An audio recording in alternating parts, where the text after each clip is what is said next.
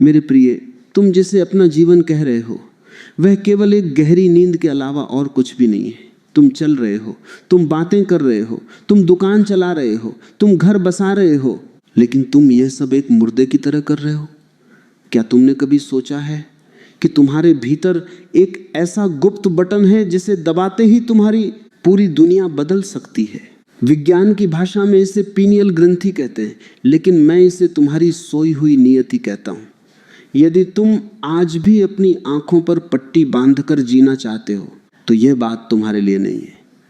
लेकिन अगर तुम्हारे भीतर रत्ती भर भी यह जानने की प्यास है कि तुम्हारी बुद्धि के पीछे कौन सी महाशक्ति छिपी है, तो ठहरना।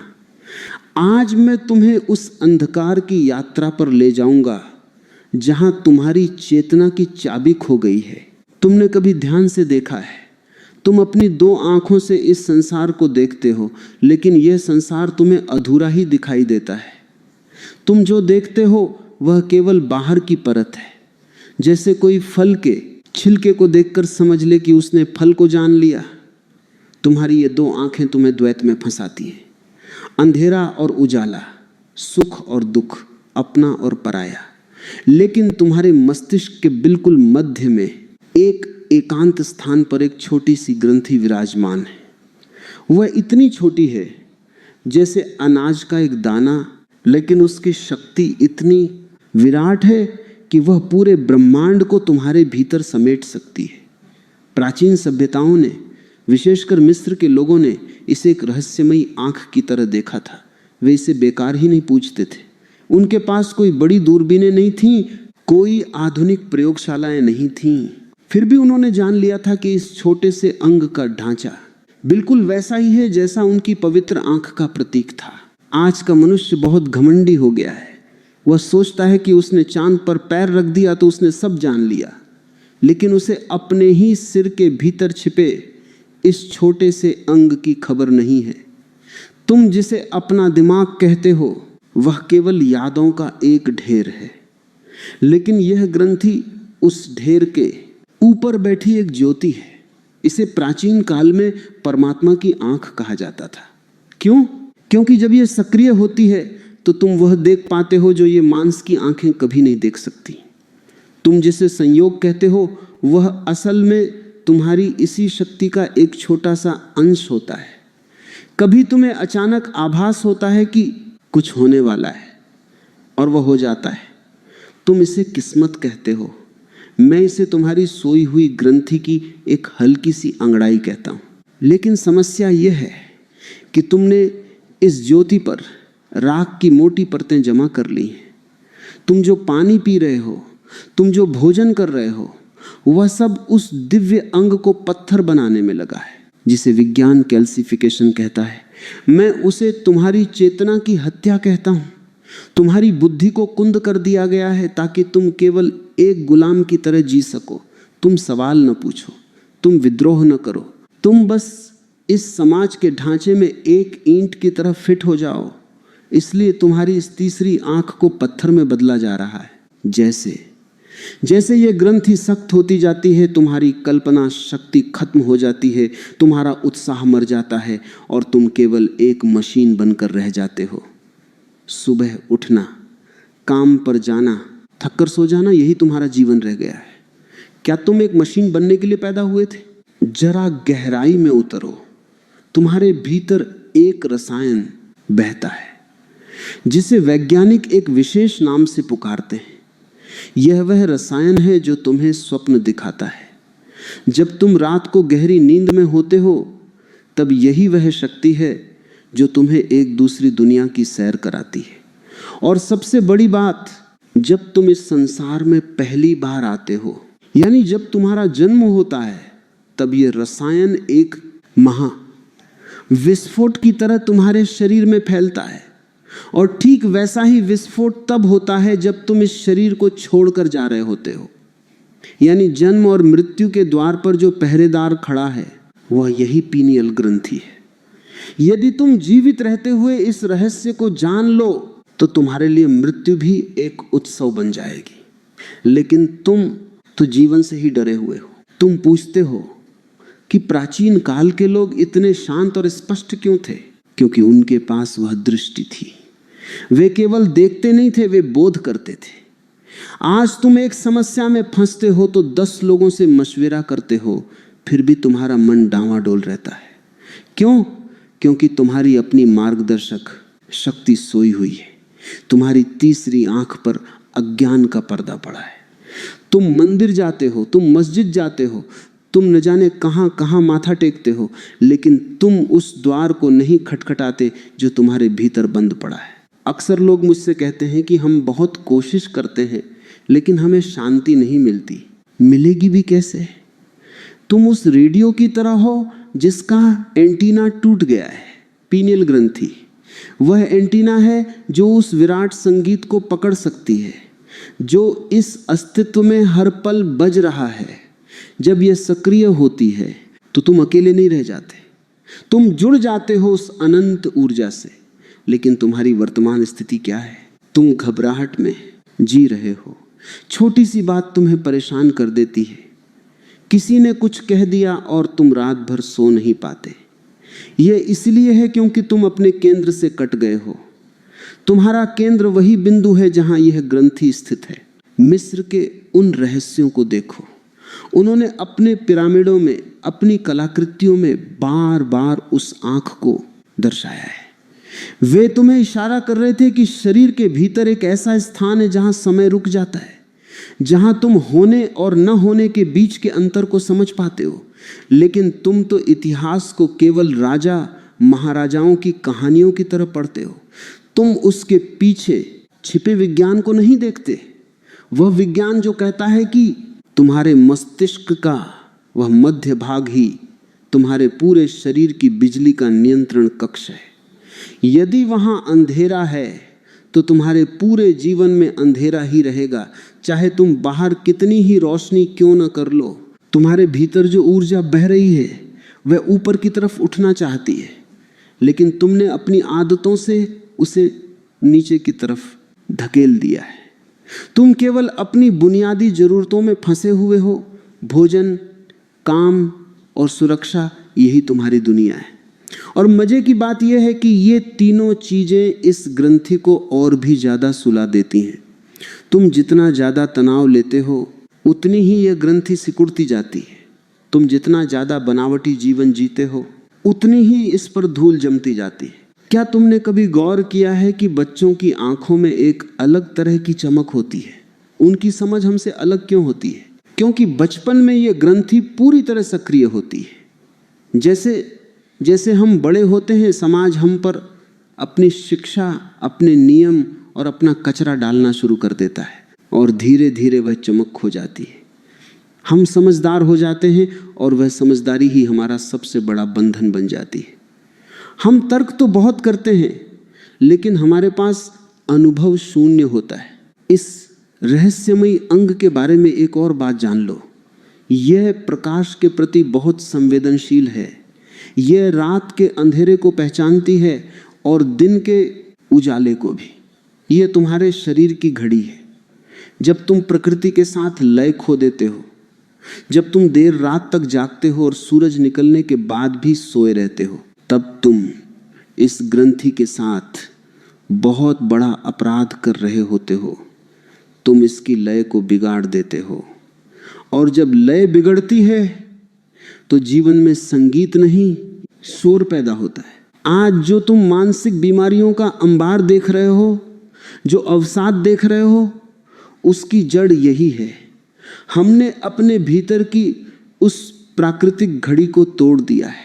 मैं तुम्हें कोई दर्शन नहीं दे रहा हूं, मैं तुम्हें सत्य की तरफ इशारा कर रहा हूं। वह सत्य जो कहता है कि तुम जो दिखते हो उससे कहीं ज्यादा तुम हो।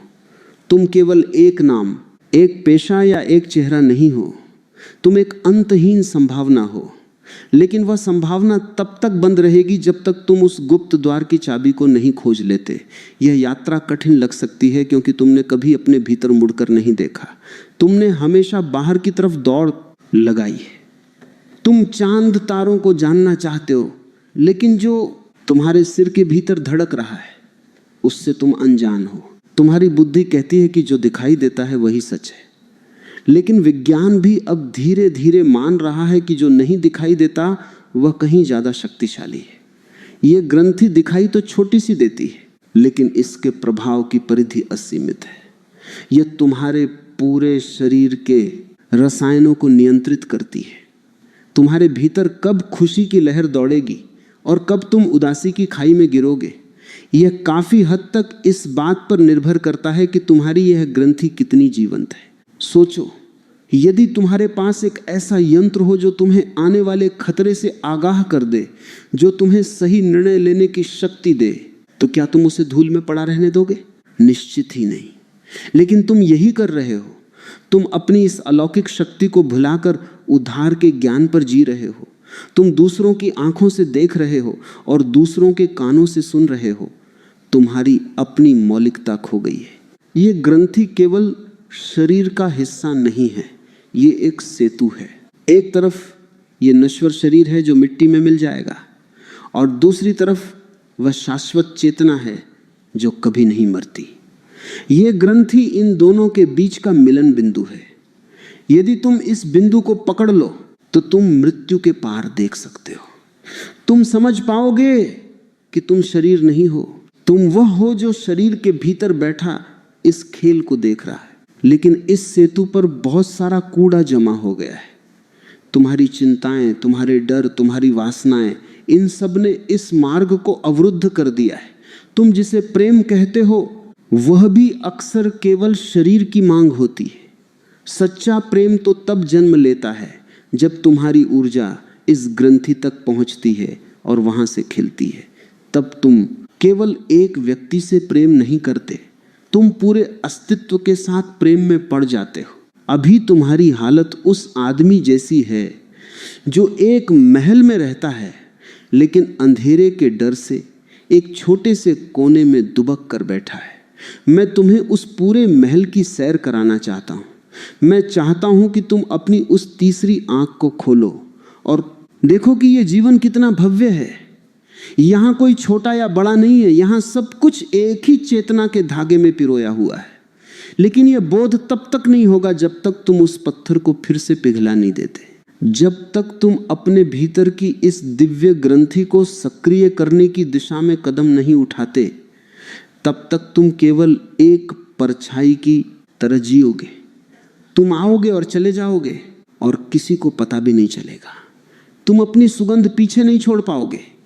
तुम्हारी सुगंध तभी फैलती है जब तुम्हारा फूल पूरी तरह खिलता है और तुम्हारे चैतन्य का वह फूल तुम्हारे मस्तिष्क के इसी केंद्र में छिपा है। इसे जानने के लिए तुम्हें कोई हिमालय पर जाने की जरूरत नहीं है। तुम्हें बस अपनी आंखों पर पड़ी उस पट्टी को हटाना है जिसे समाज ने, शिक्षा ने और तुम्हारी अपनी आदतों ने बांध रखा है। तुम्हें उस षड्यंत्र को समझना होगा जो तुम्हें अज्ञानी बनाए रखना चाहता है। तुम्हें उन तत्वों को पहचानना होगा जो तुम्हारी इस शक्ति को कुचल रहे हैं। यह केवल एक अंग की बात नहीं है, यह तुम्हारी पूरी मनुष्यता की बात है। यदि मनुष्य अपनी इस शक्ति को नहीं जगाता तो वह पशु से भी बदतर हो जाता है।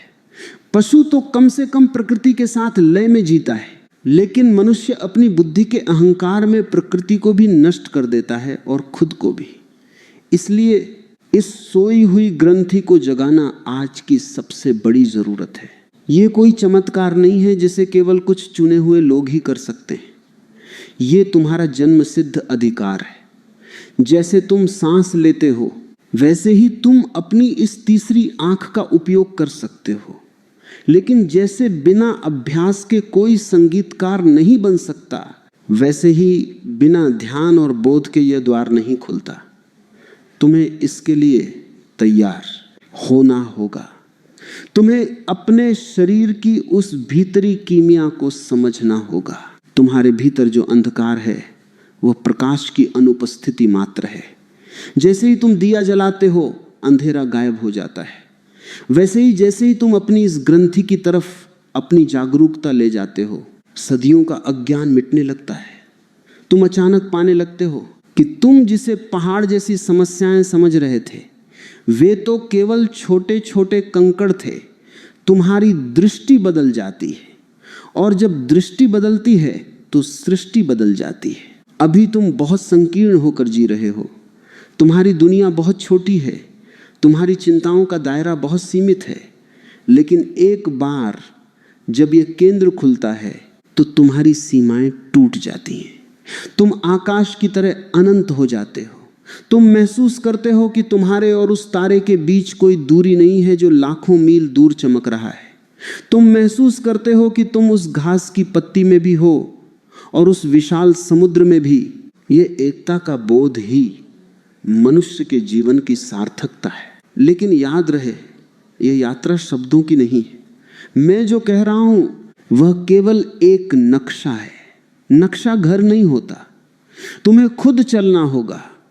तुम्हें उन अवरोधों को हटाना होगा जिन्होंने इस द्वार को जाम कर रखा है। तुम्हें अपनी जीवन शैली को तराशना होगा। तुम्हें यह समझना होगा कि तुम जो कुछ भी अपने भीतर डाल रहे हो, चाहे वह विचार हो या भोजन, वह या तो तुम्हें जगा रहा है या तुम्हें और गहरा सुला रहा है। तुम जिस समाज में रह रहे हो वह एक नींद में चलता हुआ समाज है। यहाँ लोग एक दूसरे को देख रहे हैं लेकिन कोई किसी को पहचान नहीं रहा। सब अपने अपने मुखौटों में छिपे हैं और ये मुखौटे तुम्हारी उसी तीसरी आंख को ढके हुए हैं। तुम्हें इन मुखौटों को उतारना होगा। तुम्हें नग्न सत्य के सामने खड़ा होना होगा। तभी तुम उस दिव्य ज्योति के दर्शन कर पाओगे जो तुम्हारे भीतर अनादिकाल से जल रही है, लेकिन जिसे तुमने कभी देखने की जहमत नहीं उठाई। इस पथ पर पहला कदम है अवेयरनेस, यानी जागरूकता। ये जानना कि तुम अभी कहाँ खड़े हो, ये स्वीकार करना कि तुम सोए हुए हो।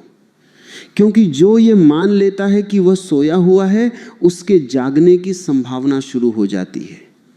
लेकिन जो नींद में भी ये दावा करता है कि वह जाग रहा है, उसे कोई नहीं जगा सकता। तुम अपनी स्थिति को देखो। क्या तुम सच में अपने जीवन के मालिक हो, या तुम्हारी आदतें, तुम्हारी वासनाएं और तुम्हारी परिस्थितियां तुम्हें नचा रही हैं? यदि तुम गौर से देखोगे तो पाओगे कि तुम एक कठपुतली की तरह हो और तुम्हारी डोरियां तुम्हारे उन पुराने संस्कारों के हाथ में हैं जो तुम्हारी इस ग्रंथि पर पत्थर की तरह जमे हुए हैं। इन डोरियों को काटना होगा, इस पत्थर को पिघलाना होगा, और यह तभी होगा जब तुम पूरे संकल्प के साथ अपनी ऊर्जा को अपने भीतर मोड़ोगे। ये बाहर की दौड़ बहुत हो गई, अब थोड़ा भीतर की तरफ भी देख लो। वहां वह खजाना छिपा है जिसके सामने दुनिया की सारी दौलत फीकी है, और उस खजाने का ताला तुम्हारी इसी पीनियल ग्रंथि में लगा है। क्या तुम तैयार हो उस ताले को खोलने के लिए? क्या तुम तैयार हो उस प्रकाश का सामना करने के लिए जो तुम्हारी आंखों को चौंधिया सकता है? क्योंकि सत्य हमेशा सुखद नहीं होता है, वह कभी कभी बहुत कड़वा भी होता है। वह तुम्हारे अहंकार को तोड़ देता है, वह तुम्हें शून्य कर देता है, और उस शून्यता में ही पूर्णता का वास होता है। उसी शून्यता में तुम्हारी तीसरी आंख खुलती है और तुम पहली बार वह देख पाते हो जो है। अभी तुम वह देखते हो जो तुम देखना चाहते हो। तुम अपनी धारणाओं के चश्मे से दुनिया को देखते हो।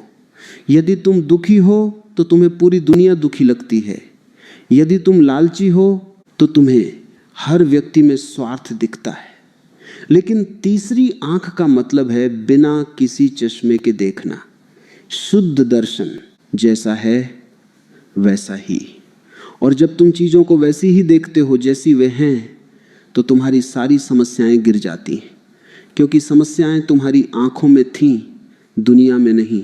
इस महाविज्ञान को समझने के लिए तुम्हें अपनी बुद्धि को थोड़ी देर के लिए विश्राम देना होगा। बुद्धि केवल टुकड़ों में सोचती है, वह विश्लेषण करती है, लेकिन यह रहस्य समग्रता का है। इसे पकड़ा नहीं जा सकता, इसमें केवल डूबा जा सकता है। जैसे एक बूंद समुद्र में डूबती है, वैसे ही तुम्हें अपने भीतर के इस केंद्र में डूबना होगा। और जिस दिन तुम उस केंद्र को छू लोगे, उस दिन तुम फिर कभी वही नहीं रहोगे जो तुम आज हो। तुम्हारा पुनर्जन्म होगा, तुम एक नए मनुष्य बनोगे, एक ऐसा मनुष्य जो जागृत है, जो चैतन्य है और जो अपने भाग्य का स्वयं विधाता है। मेरे प्रिय, हमने उस द्वार की बात की जो तुम्हारे भीतर बंद पड़ा है। हमने समझा कि तुम एक दिव्य क्षमता लेकर पैदा हुए हो, लेकिन तुमने उसे धूल और पत्थर से ढक दिया है। अब समय है उस पत्थर को तोड़ने का। अब समय है उस कीमिया को समझने का जिससे वह सोई हुई ग्रंथि फिर से जीवंत हो उठे। याद रहे, मैं तुम्हें कोई चमत्कार नहीं सिखा रहा, मैं तुम्हें शुद्ध विज्ञान बता रहा हूं, वह विज्ञान जिसे आज की दुनिया ने जानबूझकर तुमसे छिपाया है। सबसे पहले उस जहर को पहचानो जो तुम्हें रोज दिया जा रहा है। तुम जिस पानी को पी रहे हो और जिस टूथपेस्ट का उपयोग कर रहे हो उसमें एक तत्व है जिसे फ्लोराइड कहते हैं। वैज्ञानिक रूप से देखो तो ये फ्लोराइड सीधा तुम्हारी पीनियल ग्रंथि पर हमला करता है। ये वहां जाकर जमा हो जाता है और उस कोमल अंग को पत्थर में बदल देता है। ये कोई संयोग नहीं है, ये एक गहरा षड्यंत्र है ताकि तुम्हारी सोचने की क्षमता, तुम्हारी कल्पना और तुम्हारा बोध हमेशा के लिए कुंद रहे। एक पत्थर दिल इंसान को नियंत्रित करना आसान है, लेकिन एक जागृत इंसान को गुलाम नहीं बनाया जा सकता।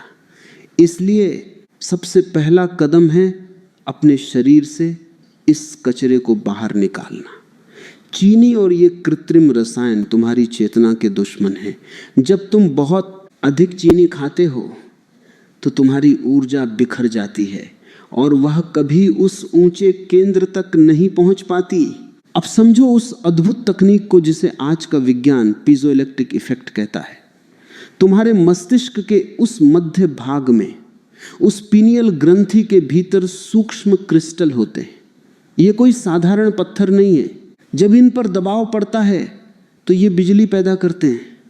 हाँ, तुम्हारे सिर के भीतर एक जीवित बिजली घर है, लेकिन इस बिजली को पैदा करने के लिए तुम्हें एक विशेष तरीके से श्वास लेनी होगी।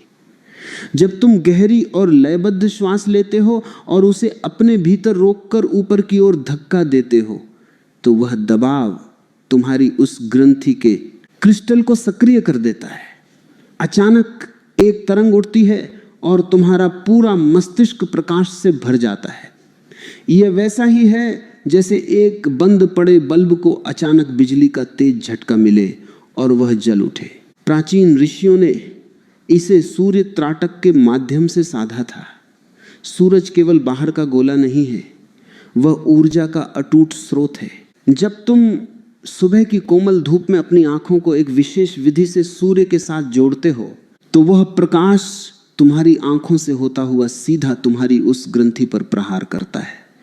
प्रकाश ही प्रकाश को जगाता है, लेकिन तुम तो अंधेरे कमरों में कैद हो। तुम कृत्रिम रोशनी में जी रहे हो जिसने तुम्हारी प्राकृतिक लय को नष्ट कर दिया है। प्रकृति के पास वापस लौटो। उस उगते हुए सूरज की ऊर्जा को अपने भीतर उतरने दो। वह तुम्हारे उस जमे हुए केंद्र को पिघलाने की ताकत रखता है। इसके साथ ही ध्वनि का एक महाविज्ञान है। तुमने मंत्रों के बारे में सुना होगा, लेकिन तुमने उन्हें केवल अंधविश्वास समझा। ध्वनि केवल शोर नहीं है, वह कंपन है। जब तुम एक विशेष स्वर में गुंजन करते हो तो वह कंपन तुम्हारे मस्तिष्क की हड्डियों से टकराता हुआ सीधा उस पीनियल केंद्र को झकझोर देता है। वह जो पत्थर जमा है वह उस कंपन से टूटने लगता है। तुमने देखा होगा कि जब संगीत बहुत गहरा होता है तो तुम अपनी सुध बुध खो देते हो। वह इसीलिए क्योंकि उस क्षण तुम्हारी ऊर्जा उस केंद्र को छू लेती है। यदि तुम रोज कुछ समय मौन रहकर अपने भीतर की ध्वनि को सुनो तो तुम पाओगे कि वहां एक अनवरत संगीत बज रहा है। उसे पकड़ना ही असली कला है। लोग मुझसे पूछते हैं कि हमें पता कैसे चलेगा कि हम सही रास्ते पर हैं। देखो, जैसे जैसे तुम्हारी यह ग्रंथि सक्रिय होगी तुम्हारा जीवन बदलने लगेगा। तुम्हारी एकाग्रता ऐसी हो जाएगी कि तुम जो चाहोगे उसे गहराई से देख पाओगे। तुम्हारी दुविधाएं समाप्त होने लगेंगी। तुम्हें किसी से पूछने की जरूरत नहीं पड़ेगी कि क्या सही है और क्या गलत। तुम्हारे भीतर से एक आवाज आएगी, एक स्पष्टता आएगी। जिसे दुनिया अंतर्ज्ञान कहती है वह तुम्हारे लिए रोज का अनुभव बन जाएगा। तुम देख पाओगे कि लोग क्या सोच रहे हैं। तुम महसूस कर पाओगे कि आने वाला समय कैसा है। ये कोई जादू नहीं है, ये केवल तुम्हारी दृष्टि का साफ होना है। लेकिन याद रहे, ये सब तब तक नहीं होगा जब तक तुम अपने अहंकार को बीच में रखोगे। अहंकार उस पत्थर की सबसे मजबूत परत है। तुम सोचते हो मैं जानता हूं, और यही तुम्हारी सबसे बड़ी अज्ञानता है। तुम्हें शून्य होना पड़ेगा, तुम्हें एक कोरी स्लेट की तरह बनना पड़ेगा ताकि अस्तित्व उस पर अपनी इबारत लिख सके। जब तुम पूरी तरह शांत होते हो तभी वह द्वार खुलता है। तनाव और भागदौड़ में वह केंद्र कभी नहीं खुल सकता। तुम जितना ज्यादा तनाव लोगे वह ग्रंथि उतनी ही ज्यादा सिकुड़ती जाएगी। आज का मनुष्य बहुत बेचैन है, वह एक जगह बैठ नहीं सकता, वह हमेशा कुछ न कुछ करना चाहता है। यह करने की बीमारी ही तुम्हारी बाधा है। कभी कभी होना भी सीखो, बस बैठो बिना किसी विचार के, बिना किसी लक्ष्य के। जब तुम कुछ नहीं कर रहे होते तब तुम्हारा शरीर अपनी ऊर्जा को बचाना शुरू करता है, और वह बची हुई ऊर्जा ही ऊपर की ओर बहती है और उस सोई हुई ग्रंथि को सहलाती है। जैसे एक माँ अपने बच्चे को जगाती है, वैसे ही तुम्हारी अपनी ऊर्जा तुम्हें जगाएगी। समाज तुम्हें डराएगा, वह कहेगा कि ये सब बातें काल्पनिक हैं। क्यों? क्योंकि समाज को डर है कि अगर तुम जाग गए तो तुम उनके खेल का हिस्सा नहीं रहोगे, तुम भेड़ों के झुंड से बाहर निकल जाओगे, और जो झुंड से बाहर निकल जाता है उसे नियंत्रित करना असंभव है। तुम्हारी यह तीसरी आंख तुम्हें स्वतंत्रता देती है, वह तुम्हें दिखाती है कि तुम इस संसार के बंधनों से ऊपर हो। तुम यहाँ केवल दुख भोगने के लिए नहीं आए हो, तुम यहाँ उत्सव मनाने के लिए आए हो। अपने जीवन में छोटे छोटे बदलाव करो। रात को अंधेरे में सोने की आदत डालो। प्रकाश तुम्हारी इस ग्रंथि को सक्रिय रखता है, लेकिन इसे गहरे अंधेरे की भी जरूरत है ताकि यह अपना रसायन छोड़ सके। जब तुम पूरी तरह अंधेरे में सोते हो तब यह ग्रंथि उस अमृत को बनाती है जो तुम्हारे शरीर को नया जीवन देता है, जिसे तुम बुढ़ापा कहते हो। वह और कुछ नहीं, बस इस ग्रंथि का सूख जाना है। यदि तुम इसे पुनर्जीवित कर लो तो तुम 70 साल की उम्र में भी एक बालक की ऊर्जा महसूस कर सकते हो। यह कथा लंबी है क्योंकि यह तुम्हारे अस्तित्व की कथा है। मैं तुम्हें केवल मार्ग दिखा सकता हूं, चलना तुम्हें ही होगा। अपनी आदतों को बदलो, अपने भोजन को शुद्ध करो, और सबसे महत्वपूर्ण अपने भीतर के उस साक्षी को जगाओ। वह जो देख रहा है वही सत्य है, बाकी सब परछाइयां हैं। तुम इन परछाइयों के पीछे भागना बंद करो और उस प्रकाश स्रोत की ओर मुड़ो। जिस दिन तुम अपनी आंखों को बंद करके अपने भीतर उस नीले या सुनहरे प्रकाश को देखोगे, समझ लेना कि पत्थर टूट गया है। समझ लेना कि तुम अब केवल एक शरीर नहीं रहे, तुम विराट हो गए हो। उस क्षण तुम्हारी सारी चिंताएं, सारे डर ऐसे गायब हो जाएंगे जैसे सुबह के सूरज के सामने ओस गायब हो जाती है। तुम पहली बार जानोगे कि होने का आनंद क्या है। लोग जीवन भर सुख खोजते हैं, लेकिन उन्हें मिलता क्या है?